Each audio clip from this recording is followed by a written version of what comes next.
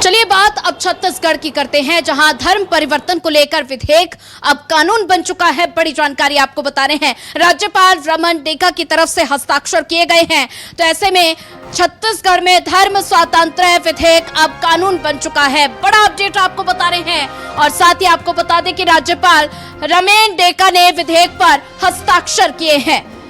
ये बड़ी जानकारी, छत्तीसगढ़ में धर्म स्वातंत्र्य विधेयक अब कानून बन चुका है। तो राज्यपाल रमन डेका ने विधेयक पर हस्ताक्षर किए हैं और साथ ही आपको ये भी बता दें कि राज्यपाल की तरफ से हस्ताक्षर किए गए हैं। बजट सत्र में पेश हुआ था ये विधेयक और धर्मांतरण कराने पर अब उम्र कैद और मददगारों को भी जेल होगी। ये बड़ी जानकारी आपको बता रहे हैं। धर्म परिवर्तन करने से पहले जानकारी देनी होगी। 60 दिन पहले कलेक्टर को आवेदन देना अनिवार्य होगा। तो शादी के लिए धर्मांतरण तो शादी अवैध मानी जाएगी।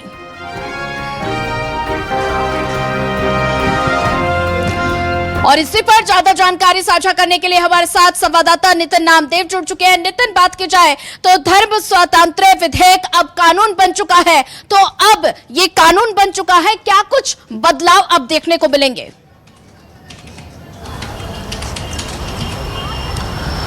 देखिए, काफी दिनों से इसकी मांग उठ रही थी छत्तीसगढ़ में कि धर्मांतरण, अवैध धर्मांतरण को लेकर कानून छत्तीसगढ़ में आना चाहिए। और पिछले दिनों हमने देखा कि बजट सत्र में ये कानून जो है आया भी था। और अब चूंकि जानकारी है कि राज्यपाल ने भी इस पूरे मामले में हस्ताक्षर कर दिए हैं धर्म स्वतंत्र विधेयक को लेकर, तो निश्चित रूप से अब इसका कड़ाई से पालन भी छत्तीसगढ़ में हो, यह भी तैयारी की जाएगी।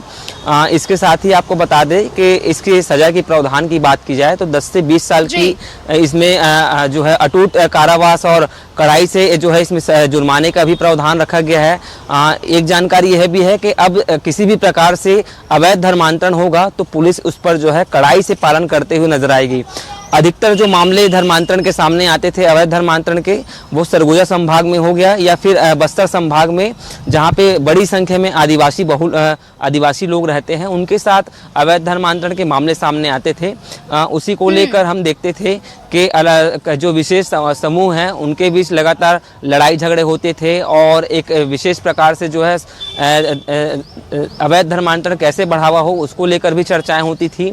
लेकिन इस पूरे मसले में हम देखें तो पिछले 1 महीने से लगातार इस पूरे मामले जो मसीह समाज है वो इसका खुलकर विरोध करने के लिए सामने आया है। पिछले दिनों हमने देखा कि एक बड़ी जो है मशाल रैली भी राजधानी रायपुर से भी निकाली गई और अब चूंकि अलग अलग तरीके से उनके बयानबाजी का जो दौर है वो भी देखने को हमको मिला है। फिलहाल छत्तीसगढ़ में धर्म स्वतंत्र विधेयक छत्तीसगढ़ में लागू हुआ है।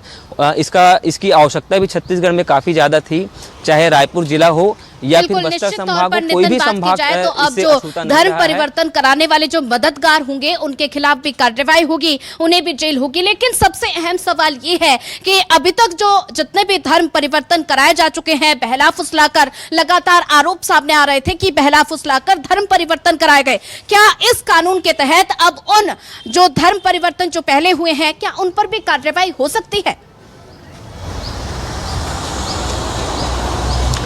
देखिए, ये सवाल हमने विजय शर्मा से भी पूछा था, जो छत्तीसगढ़ के गृह मंत्री हैं, डिप्टी सीएम है। तो उनका कहना था कि फिलहाल अभी ये कानून जो है छत्तीसगढ़ में राज्यपाल के हस्ताक्षर के बाद लागू होगा, तो निश्चित रूप से कड़ाई से इस पे जांच भी होगी। और ये कानून जैसे ही जब छत्तीसगढ़ में पूरी तरीके से इसमें काम होना शुरू होगा तो पिछले जो सारे मामले हैं हो सकता है उनकी भी जांच हो, और जिसने भी अवैध प्रकार से धर्मांतरण कराया है और जिनकी भी शिकायत हुई है, FIR चुकी हुई है इसमें, तो उस पर भी जांच होती हुई नजर आएगी। अब कड़ाई से इसका पालन होगा और सरकार की अब यही मंशा होगी, यही कोशिश होगी कि अब किसी भी प्रकार से छत्तीसगढ़ में किसी भी जिले में, किसी भी गांव में अवैध धर्मांतरण ना हो। ये कोशिश सरकार की और कानून व्यवस्था की रहने वाली है। लेकिन अब इस पूरे मामले में राजनीति होती हुई भी नजर आ रही है। सुबह ही जब दीपक बैज जो छत्तीसगढ़ के कांग्रेस प्रदेश अध्यक्ष हैं उनसे बयान पूछा गया तो उनका कहना था जो आरक्षण बिल पूर्ववर्ती सरकार यानी कि कांग्रेस सरकार में आरक्षण बिल था वो अभी भी राजभवन में अटका है और ये जो धर्मांतरण कानून है इस पर राज्यपाल ने जो हस्ताक्षर कर दिए हैं, वहाँ तक पहुँच गया है। तो इस प्रकार से अब पूरे मामले में सियासत भी होती हुई नजर आ रही है। उसके बाद जो है विजय शर्मा से भी हमने इस पे बातचीत की थी, तो उनका भी कहना था ये जो धर्मांतरण कानून आ रहा है छत्तीसगढ़ में, ये लोगों की भलाई के लिए, छत्तीसगढ़ के हित में ये कानून है। किसी भी प्रकार से अवैध धर्मांतरण ना हो और अवैध धर्मांतरण करने वालों को जो है अब बख्शा नहीं जाएगा, उनको सीधे रूप से जेल होगी, कड़े प्रावधान रखे गए हैं, कड़े जुर्माने के प्रावधान रखे गए हैं। तो उस उद्देश्य से एक धर्मांतरण कानून लाना भी छत्तीसगढ़ में जरूरी था।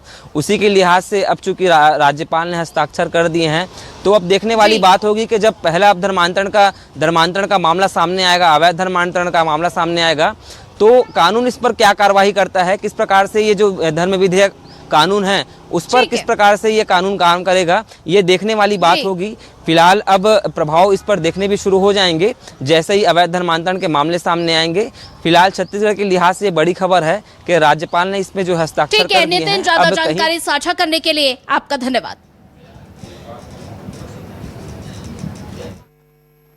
हालांकि मैं नहीं समझता कि ये जब पिछले समय रमन सिंह जी के कार्यकाल में भेजा गया था, तब तो राष्ट्रपति के पास गया था और राष्ट्रपति ने वापस किया। और अभी सुप्रीम कोर्ट में जिस प्रकार से केस चल रहे हैं, है ना, हाँ, तो इस मामले में चर्चा चल रही है, तो देश के वहाँ के लिए अलग और यहाँ के लिए अलग होगा, ऐसा तो नहीं लगता मुझे। देखिए, मैं राज्यपाल महोदय का हार्दिक अभिनंदन करता हूं और छत्तीसगढ़ के 3 करोड़ जनता के तरफ से उनको धन्यवाद करता हूं। माननीय मुख्यमंत्री जी को धन्यवाद करता हूं, विजय शर्मा जी को धन्यवाद करता हूं, छत्तीसगढ़ शासन के सभी लोगों को धन्यवाद करता हूं जो धर्मांतरण कानून लाए।